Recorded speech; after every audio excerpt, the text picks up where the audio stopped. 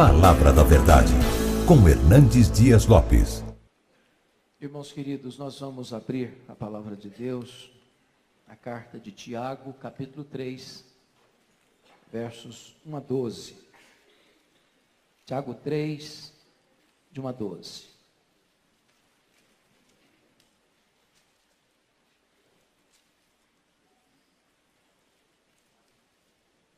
Tiago escreve assim: meus irmãos, não vos torneis muitos de vós mestres, sabendo que havemos de receber maior juízo. Porque todos tropeçamos em muitas coisas. Se alguém não tropeça no falar, é perfeito varão, capaz de refrear também todo o corpo. Ora, se pomos freios na boca dos cavalos para nos obedecerem, também lhes dirigimos o corpo inteiro. Observai igualmente os navios, que sendo tão grandes e batidos de rijos ventos, por um pequeníssimo leme são dirigidos para onde queira o impulso do timoneiro. Assim também a língua, pequeno órgão, se gaba de grandes coisas. Vede como uma fagulha põe em brasas tão grande selva. Ora, a língua é fogo, é mundo de iniquidade. A língua está situada entre os membros do nosso corpo e contamina o corpo inteiro. E não só põe em chamas toda a carreira da existência humana, como também é posta ela mesma em chamas pelo inferno. Pois toda espécie de feras, de aves, de répteis e de seres marinhos se doma e tem sido domada pelo gênero humano. A língua, porém, nenhum dos homens é capaz de domar. É mal incontido, carregado de veneno mortífero. Com ela bendizemos ao Senhor e Pai. Também com ela amaldiçoamos os homens feitos à semelhança de Deus. De uma só boca procede bênção e maldição. Meus irmãos, não é conveniente que estas coisas sejam assim. Acaso pode a fonte jorrar do mesmo lugar o que é doce e o que é amargoso? Acaso, meus irmãos, pode a figueira produzir azeitonas, ou a videira figos? Tampouco fonte de água salgada pode dar água doce. Irmãos queridos, nós vamos hoje tratar aqui sobre o poder da língua. E eu estou seguro disso, que todos nós conhecemos o poder terapêutico da palavra. Quantos de nós, num momento de tristeza, de dor, de angústia,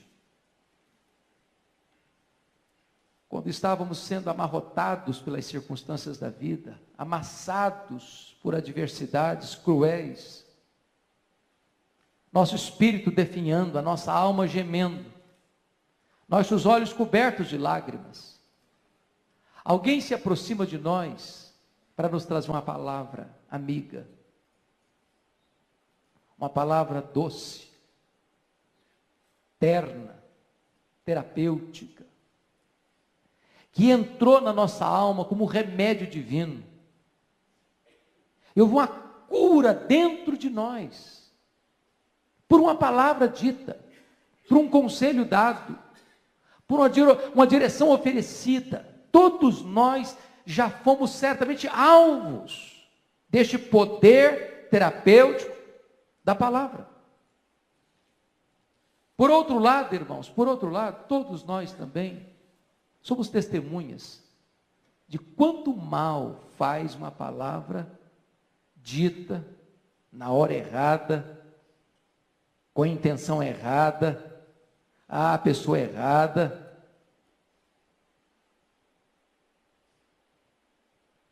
em circunstâncias erradas, trazendo tantos estragos, tantas feridas, tantos traumas, tanta dor. Eu me lembro que um dia entrou no meu gabinete pastoral uma mulher, chorando muito. Quando ela se acalmou um pouquinho, eu disse: o que está acontecendo? Ela disse: pastor, eu estava vindo para cá, ao sair de casa, minha vizinha saltou do 10º andar do seu prédio, se esborrachou no asfalto. E eu perguntei: mas que conexão tem isso com a sua vinda aqui? Ela me disse: porque eu preciso fazer a mesma coisa. E eu perguntei: mas por que você está desanimada com a vida, querendo dar cabo da sua própria vida? E ela disse: pastor, eu sou um problema. E eu perguntei: mas por que você acha que você é um problema? E ela me respondeu: porque meu pai, desde criança, sempre me disse que eu era um problema. Essa mulher já estava no seu 3º casamento. Porque a palavra que o pai havia dito para ela, de uma maneira insensata, adoeceu a alma dela. A vida dela tornou-se uma representação daquilo que o pai disse para ela. Deixa eu lhes dar um exemplo bíblico. A Bíblia fala que Davi foi ungido por Samuel no lugar do rei Saul para ser rei de Israel. Mas ele não apenas foi ungido por Deus, ele também tornou-se herói nacional. E por causa disso a Bíblia diz que Saul começa a ter inveja de Davi, ter ciúmes de Davi. E embora Davi fosse seu genro, ele começa a caçar Davi para todo canto, nas cidades, nos desertos, nas cavernas, para matar seu genro. Nas muitas e variadas fugas de Davi, ele passa com seus homens pela cidade de Nob. Lá tinha uma classe sacerdotal, 85 sacerdotes. E Davi estava com fome, seus homens com fome, e não havia alimento ali, exceto o pão da proposição, que não era comum, um homem comum comer aquele pão. E o sacerdote resolve dar o pão da proposição para Davi e seus homens. Só que lá estava um homem aliado de Saul, chamado Doeg, que passa essa informação para Saul enviesada.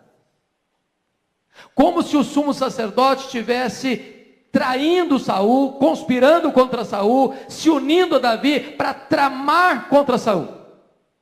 Essa notícia chega aos ouvidos de Saul de maneira tão distorcida que a Saul se enche de ódio. E ele vai com seus homens para Nob. Confronta o sacerdote. O sacerdote explica, mas ele não aceita. Então Saul, completamente fora de si, toma a decisão de matar os 85 sacerdotes de Nob. Seus homens se recusam a fazê-lo. Então Saul força o próprio fofoqueiro Doeg a pegar a espada e a matar os 85 sacerdotes. Crianças, mulheres, até crianças de peito foram assassinadas. Sabem por quê? Por um comentário malicioso, por uma palavra insensata, por uma maledicência. Irmãos queridos, hoje eu quero trazer aqui, à luz desse texto, alguns alertas para o meu e para o seu coração. A Bíblia chega a dizer o seguinte, lá em Provérbios 6, 16 a 19, que há 6 pecados que a alma de Deus abomina. E dentre os 6 pecados que a alma de Deus abomina, 3 deles estão ligados à língua. Por exemplo, a língua mentirosa, a testemunha falsa. Mas dos 6 pecados, o que mais Deus abomina é aquele que semeia contenda entre irmãos.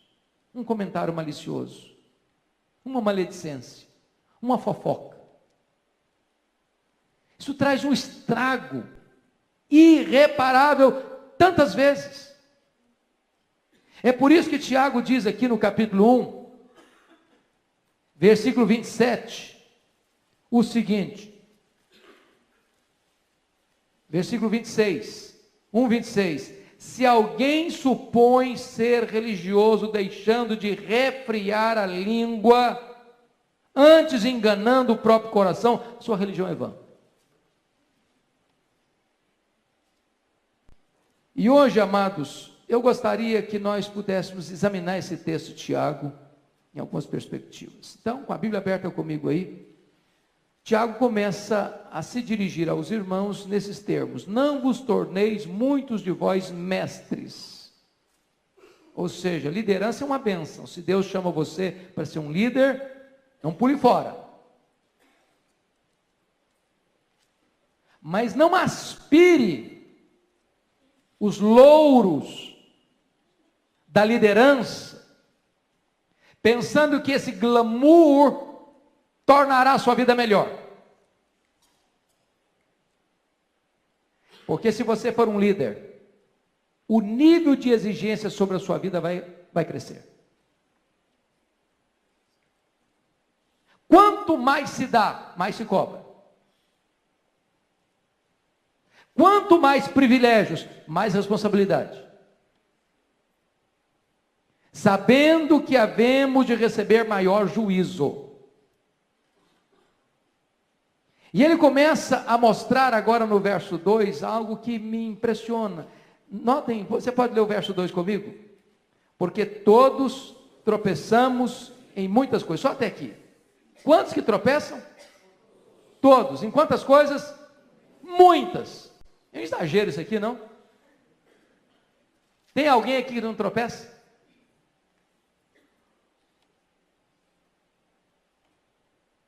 Nenhum de nós aqui está fora do alcance dessa palavra. Todos nós. Todos nós temos a mesma estrutura. Somos barro. Não tem aqui ninguém no pedestal. Ninguém de tamanco alto. Ninguém olhando de cima para baixo. Ninguém melhor que o outro aqui. Todos nós tropeçamos, e não em poucas coisas, em muitas coisas.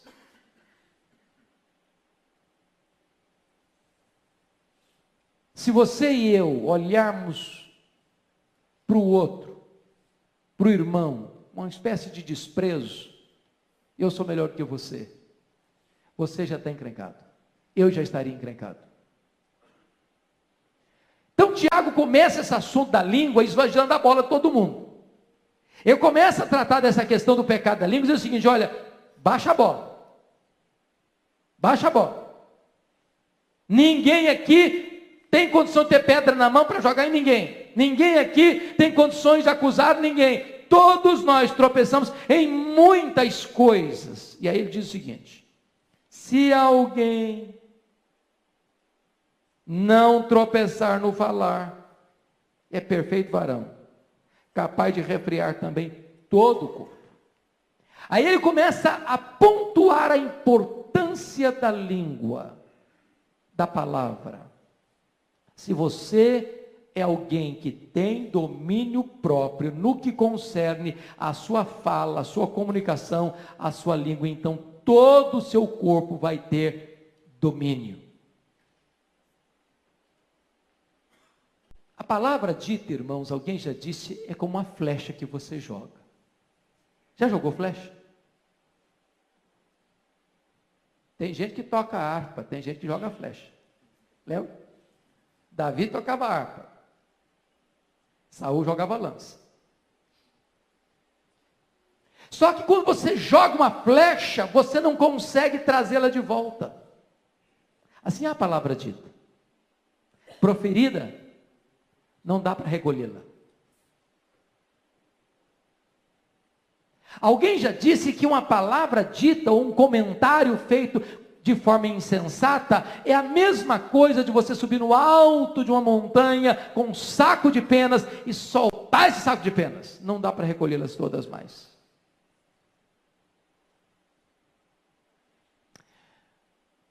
Daí Tiago diz o seguinte: se você controla a sua língua, você é perfeito varão. Você controla o seu corpo inteiro.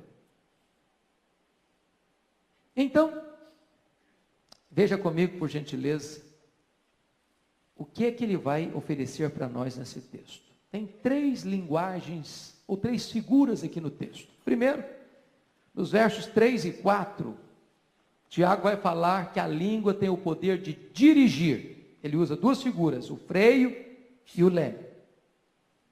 Segundo, nos versos 5 a 8, ele vai dizer que a língua tem o poder de destruir. Ele vai usar de novo 2 figuras, o fogo e o veneno. E nos versos 9 a 12, ele vai dizer que a língua tem o poder de deleitar. Ele vai usar 2 figuras, a fonte e a árvore. Então notem isso. A língua tem o poder, primeiro, de quê? Dirigir. Vamos repetir comigo? A língua tem o poder de dirigir. Quais são as 2 figuras que ele usa? Freio e leme. Segundo, a língua tem o poder de quê?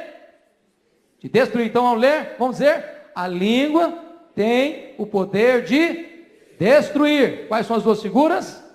Fogo e veneno. Terceiro, a língua tem o poder de deleitar. Ele usa 2 figuras de novo. Quais são? A fonte e a árvore. Vamos examinar esses 3 pontos. Primeiro lugar, queridos irmãos, primeiro lugar, a língua tem o poder de dirigir. Você vai ler comigo agora, por favor, os versos 3 e 4, com uma voz bem forte, bem animada, bem coesa. Vamos juntos?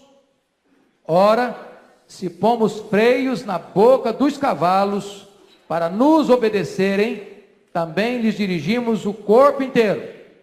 Observai igualmente os navios que, sendo tão grandes e batidos de rijos ventos, por um pequeníssimo leme, são dirigidos para onde queira o impulso do timoneiro.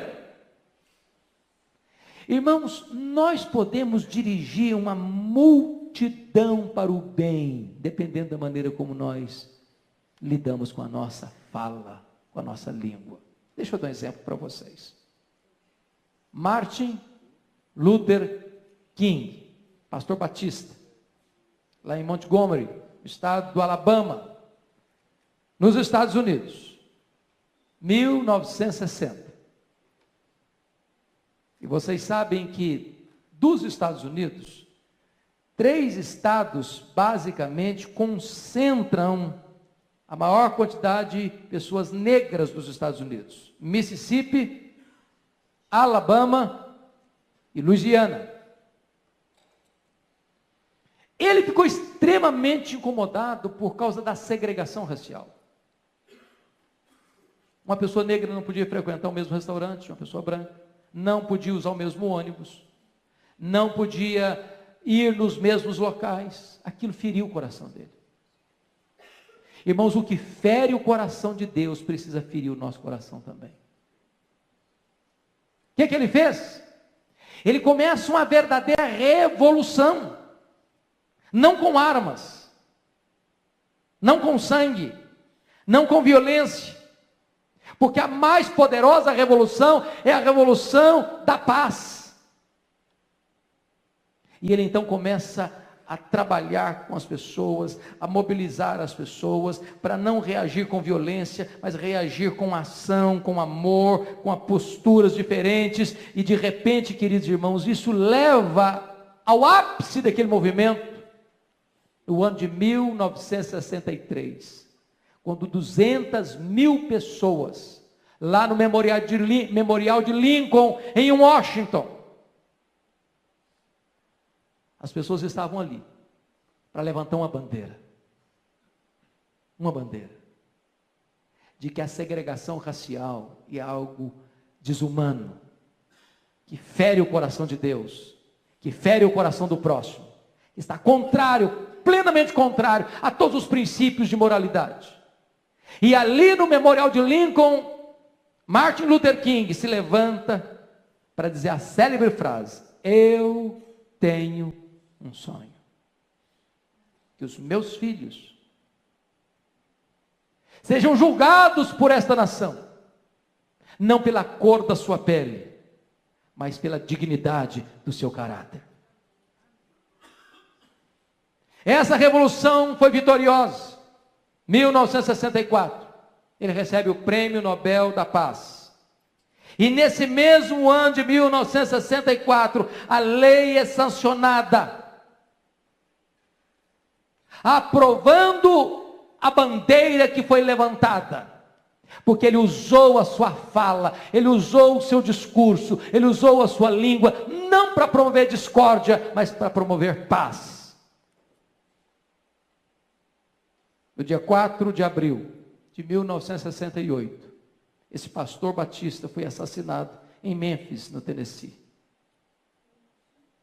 Mas a bandeira que ele levantou prevaleceu, porque ele usou sua fala para abençoar. Mas vamos pegar o contrário.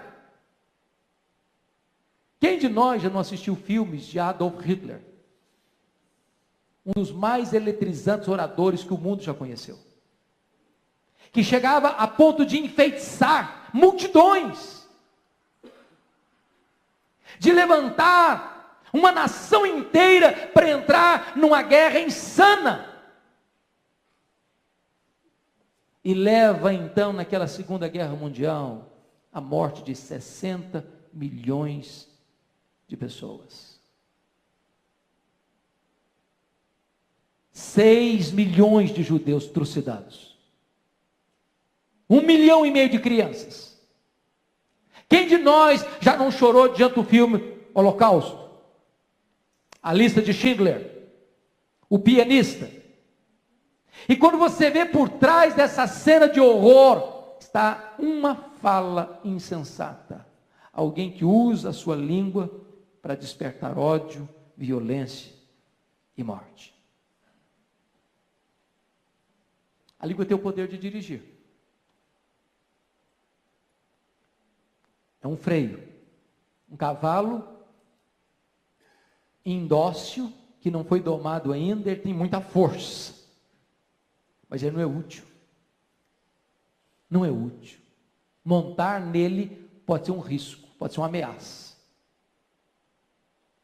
Quando você bota o freio nele, a força dele é domada. E você usa toda essa energia, essa força dele para o bem.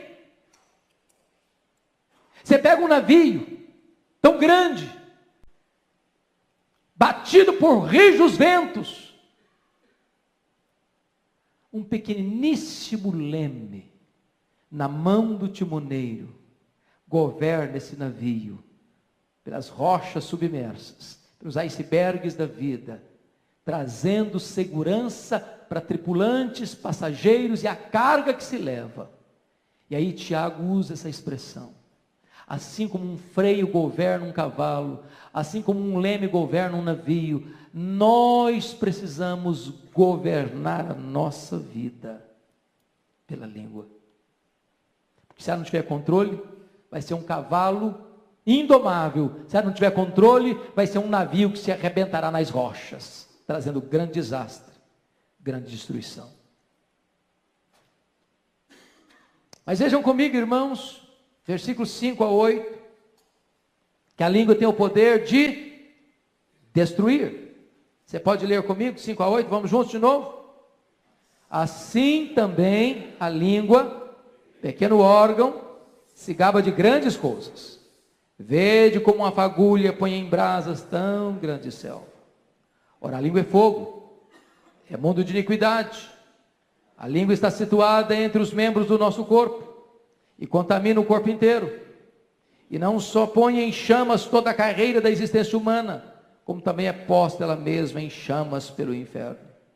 Pois toda espécie de feras, de aves, de répteis e de seres marinhos se doma, e tem se domado pelo gênero humano. A língua, porém, nenhum dos homens é capaz de domar. É mal incontido, carregado de veneno mortífero. Irmãos queridos, Eu fui criado na roça e numa região de pecuária. E muitas vezes, já saí para apagar incêndio no pasto. Às vezes uma guimba de cigarro. Que você bota debaixo do sapato e aperta e ela apaga. Provocar um incêndio de proporção gigantesca. Você pega um palito de fósforo, risca, e você assopra, apagou. Mas isso pode provocar um incêndio numa floresta, e o corpo de bombeiro vem e se sente impotente diante de tão vasto e tão poderoso incêndio.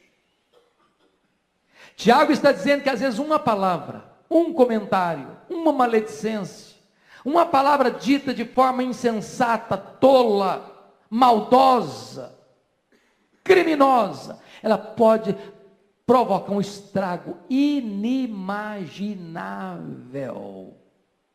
Eu vou ilustrar isso para você. Eu acho que todos já leram, pelo menos, certamente já leram, o que aconteceu no dia 8 de outubro de 1871, na cidade de Chicago, às 20 horas e 30 minutos. Quando Dwight Lyman Moody fazia naquela cidade, do estado de Illinois, uma grande campanha evangelística. E houve um incêndio de tamanhas proporções em Chicago, que para vocês terem uma ideia, 100.000 casas foram destruídas. 17.500 edifícios foram danificados. Centenas de pessoas morreram. Inclusive, o homem que compôs o hino que nós cantamos aqui hoje, como prelúdio do culto, Se Paz a Mais Doce, Dr. Stafford, perdeu grande parte da sua fortuna naquele incêndio. Começando com uma coisa tão pequena, um incêndio de proporções tão terríveis. Quem de nós já não leu sobre o incêndio que aconteceu em Roma no dia 17 de julho do ano 64? Que queimou a capital do império. Dos 14 bairros, 10 deles foram destruídos. Quem de nós já não leu sobre isso? Tiago está dizendo que a língua do mesmo jeito. Uma fagulha bota em chamas toda uma floresta. Um comentário mal feito bota em chamas uma igreja. Um comentário maldoso bota em chamas uma família. Um comentário mal feito bota em chamas relacionamentos preciosos. E eu queria hoje ilustrar isso para você. Talvez você não saiba disso. Eu queria que você atentasse para esse fato. Era o final do século XIX, na cidade de Denver, Colorado, Estados Unidos. 4 repórteres estavam lá, na estação de trem, porque chegaria ali um famoso senador da República, e eles então estavam planejando uma entrevista longa com esse senador. Ficaram muito frustrados porque o senador não chegou, ele não veio. E eles então, esses 4 repórteres, frustrados, foram se hospedar no Oxford Hotel daquela cidade. Beberam, se embriagaram naquela noite. Depois de bêbados, pensaram, nós temos que produzir alguma matéria bombástica para o jornal. E a manchete que colocaram no jornal naquele dia seguinte foi esta: a China anuncia a derribada de suas multisseculares muralhas. Comentário tolo, inverídico, falso. Mas foi editado. Sabe o que aconteceu? Esse comentário tornou-se uma bomba na China. Caiu como uma bomba na China. Primeira reação da China: começar a perseguir os cristãos. Segunda coisa, essa situação provoca uma terrível revolução na China, chamada de a Revolução dos Boxers. Chegou o ano de 1900. Essa revolução se alastra na China e milhares de pessoas são mortas. Foi necessário que Estados Unidos, Inglaterra, França, Alemanha, Japão se unissem para capturar Pequim no dia 14 de agosto do ano de 1900. Só no ano seguinte, 1901, é que é assinado um tratado de paz. Mas essa revolução, queridos, tornou-se o combustível para inflamar o nacionalismo chinês, encarnado na Revolução Comunista de 1949. Uma tragédia. Uma tragédia. Por um comentário insensato de 4 repórteres bêbados. A língua é assim. Veja comigo, versículo 6, que Tiago vai dizer que a língua é fogo. Tiago não diz que a língua é como fogo. A língua é fogo. Ela não é um símbolo, ela já é o próprio simbolizado. Aí é dizer mundo de iniquidade. É um universo iníquo. A língua está situada entre os membros do nosso corpo e contamina o corpo inteiro. Isso levou a um irmão que vocês conhecem, Benjamin Franklin, a fazer uma declaração. Franklin diz o seguinte: o animal mais terrível, mais peçonhento, mais perigoso, mais nocivo do mundo, tem a sua toca atrás dos dentes. O mais perigoso animal, a mais terrível fera do mundo, tem a sua toca escondida atrás dos dentes.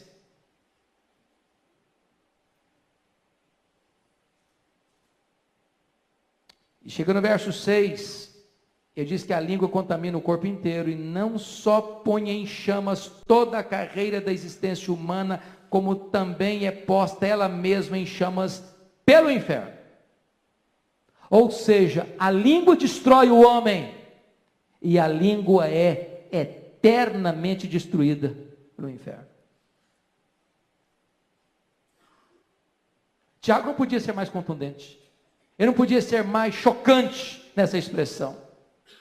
Agora notem comigo, se a língua é perigosa, em segundo lugar, a língua é indomável. Olha o verso 7. Pois toda espécie de feras, de aves, de répteis e de seres marinhos se doma e tem sido domado pelo gênero humano. O que você notou aí? Animais terrestres, feras e répteis, animais voláteis, que voam, as aves, e animais aquáticos, seres marinhos. Ou seja, o homem é um doutor em domar as coisas. Ele doma peixe. Eu fiquei tão impressionado essas férias agora, eu assisti um show de golfinhos. Eu fiquei encantadíssimo. Show de golfinhos. As danças, os saltos ornamentais. O homem doma um golfinho, o homem doma um elefante, o homem doma um leão, o homem doma um urso, o homem doma um cachorro, o homem doma um cavalo, o homem doma uma águia. Mas o texto vai dizer alguma coisa fortíssima aqui. Nota o que está escrito aqui no versículo 7. Pois toda espécie humana, toda espécie de feras, de aves, de répteis e de seres marinhos se doma e tem sido domada pelo gênero humano. A língua, porém, quantos homens não domam? Nenhum dos homens é capaz de domar. Você doma a sua língua? Já conseguiu? Está mansa.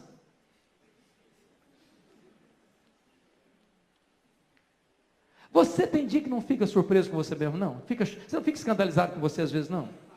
Hã? E a gente fica escandalizado com os outros, mas tem hora que a gente se escandaliza, não? Meu, mas não é possível que sou eu. Mas isso não sou eu.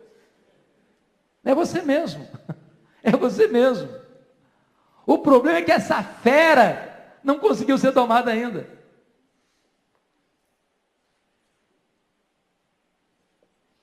Ela é indomável. Indomável. Mas, notem vocês,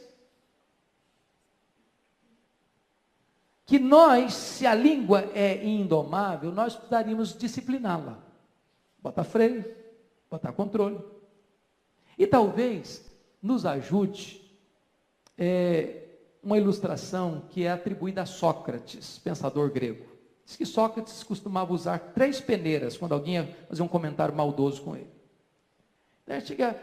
Quando a pessoa ia fazer algum comentário com ele, ele falou: olha, você já passou que você vai me falar por 3 peneiras? Mas o que é isso? Primeira peneira. É verdade o que você está falando? Bom, me falaram que é. Bom, então se falaram que é, quero saber se você sabe. É verdade? Porque se não é verdade, eu não quero ouvir. Não, é verdade. É verdade. Ok. Então, segunda peneira. Você já falou para a pessoa que está implicada no caso? Porque se a pessoa que está implicada não está sabendo, por que eu devo saber?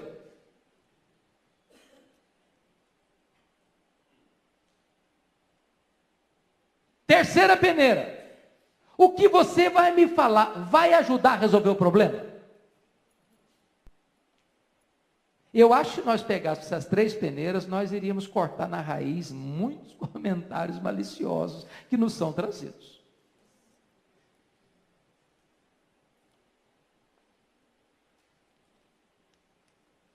Agora, o apóstolo Paulo não falou de 3 peneiras não, mas ele falou de algumas coisas que é peneira também.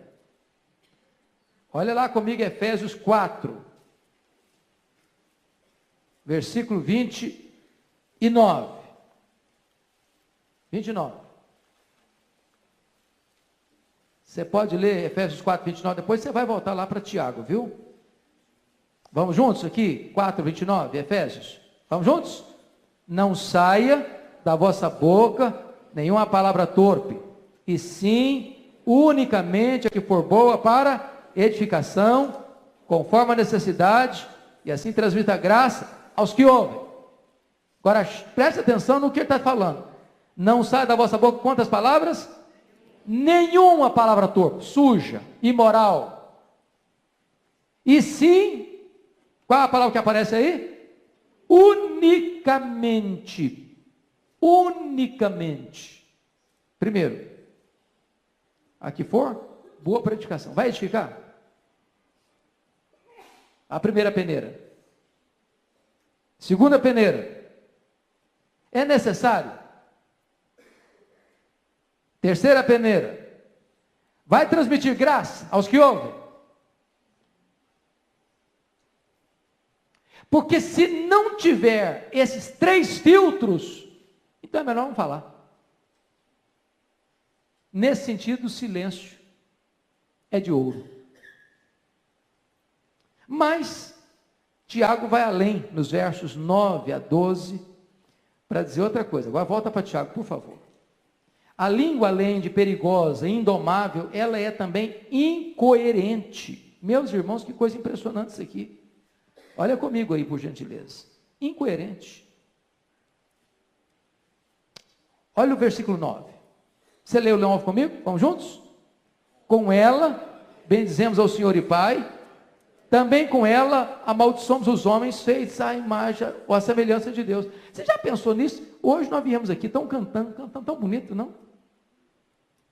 Aí a gente adora a Deus, oh que coisa linda.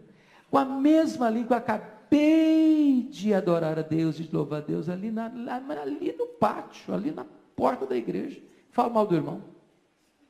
Com a mesma língua. Olha que incoerência. Eu sei que vocês são crentes, não fazem isso.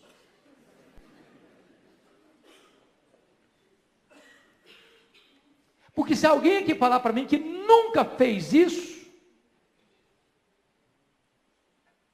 eu vou duvidar da sua honestidade.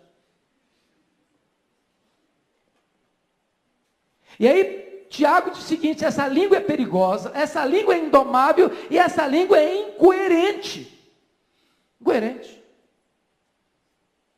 Olha o verso 10. De uma só boca procede bênção e maldição. Que coisa impressionante. A gente abençoa e amaldiçoa com a mesma boca. A gente elogia e critica com a mesma boca. A gente encoraja e desce a lenha no outro com a mesma boca. A gente constrói e desmorona, destrói com a mesma boca. Que incoerência. E aí, Tiago dá um conselho. Olha o verso 10. Meus irmãos, está falando para pagão, não está falando para a igreja, está falando para irmãos na fé. Meus irmãos, não é conveniente que estas coisas sejam assim. Isso está acontecendo? Tá. Eu tenho aprovação para isso? Não. Não é bom que seja assim. Não é conveniente que seja assim. Olha o verso de número 11. A pergunta dele. Vamos ver o 11. Acaso pode a fonte jorrar do mesmo lugar o que é doce e o que é amargo? Você já viu isso? Você já foi numa fonte de água mineral? Tem água salgada lá? Você já foi no mar? Conseguiu beber água doce lá?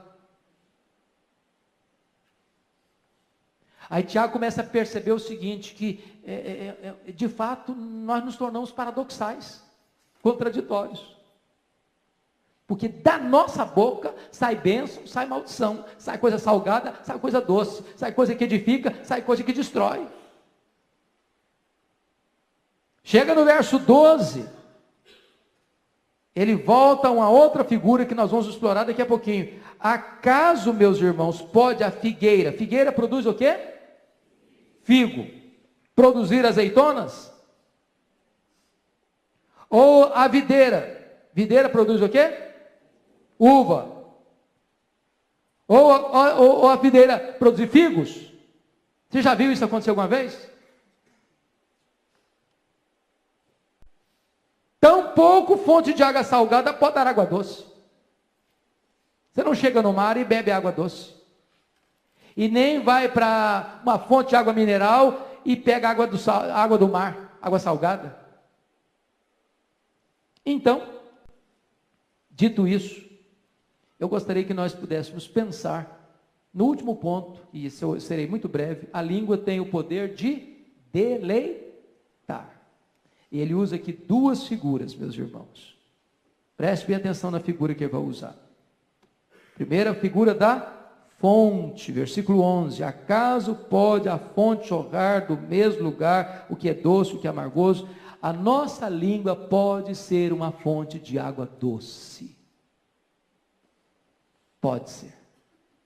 Você ser um pacificador, você ser um encorajador, você ser um intercessor. Uma pessoa chega para você, você tem uma palavra boa para dar, uma palavra de encorajamento para dar. Pode ser. Fonte, pense comigo, lá no contexto em que foi escrito, do Oriente Médio. Lugar seco, muitas vezes deserto.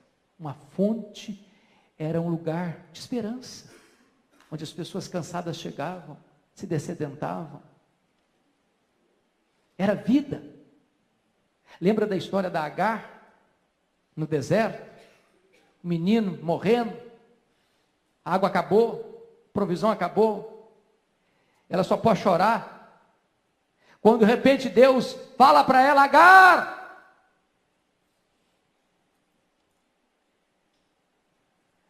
Ela escuta o nome dela, porque quando ela foi despedida da casa da Sara, ela não tinha mais nome. E aí, o menino já estava no CTI, à beira da morte, debaixo de um arbusto seco. um deserto causticante, Deus mostra uma fonte. E o menino vive, ali o menino casa, ali o menino vira uma nação. Porque onde tem fonte, tem esperança, tem vida. A sua boca é uma fonte que traz vida, que traz deleite, que traz refrigério. Mas ele usa a figura da árvore. Olha aí comigo, por favor, o versículo 12. Acaso, meus irmãos, pode a figueira produzir azeitonas e a videira figos? Tampouco fonte de água. Pega a ideia da árvore. A árvore produz o quê? Fruto. E fruto significa o quê? Alimento. Sustento. Mas fruto significa mais delícia, sabor, gosto. Não é assim? Eu pergunto para você, quando você come um caqui bem vermelhinho, você está pensando nas vitaminas dele ou você está pensando no sabor? Hã?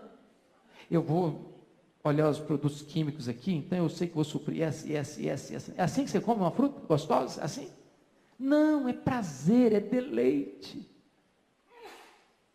Agora eu quero concluir dizendo o seguinte: o que é um crente maduro?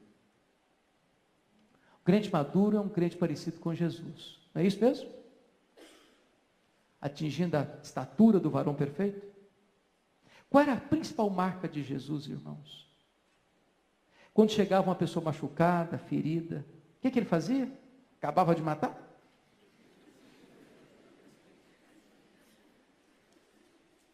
Não, ele não esmagava a cana quebrada, ele não apagava a torcida que fumega. Chegava a pessoa mais arrebentada pela vida, estendia a mão, trazia cura, trazia alívio, trazia restauração. Oh, que bênção, querido, quando alguém chega machucado pela vida, suas quedas, seus deslizes, seus fracassos, e encontrar em você uma palavra amiga, de cura, de perdão, de restauração, de ânimo, de vida. A minha oração é que hoje Deus faça da nossa boca uma fonte que jorre água doce, que dessedenta a alma, que traz vigor, que traz esperança para as pessoas. A minha oração é que Deus faça da nossa boca nesta noite uma árvore frutífera, que vai alimentar as pessoas, que vai trazer prazer e deleite para as pessoas. Que Deus nos ajude, para que a nossa língua nos governe, para que a nossa língua não nos destrua, mas para que a nossa língua abençoe as pessoas que estão à nossa volta.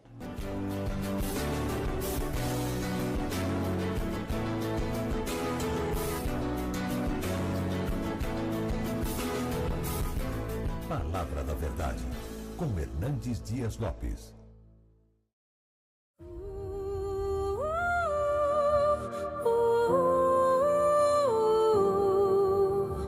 Waking to the shadows bold, I hold the secrets never told. In the night where legends breathe, my heart beats louder than you believe.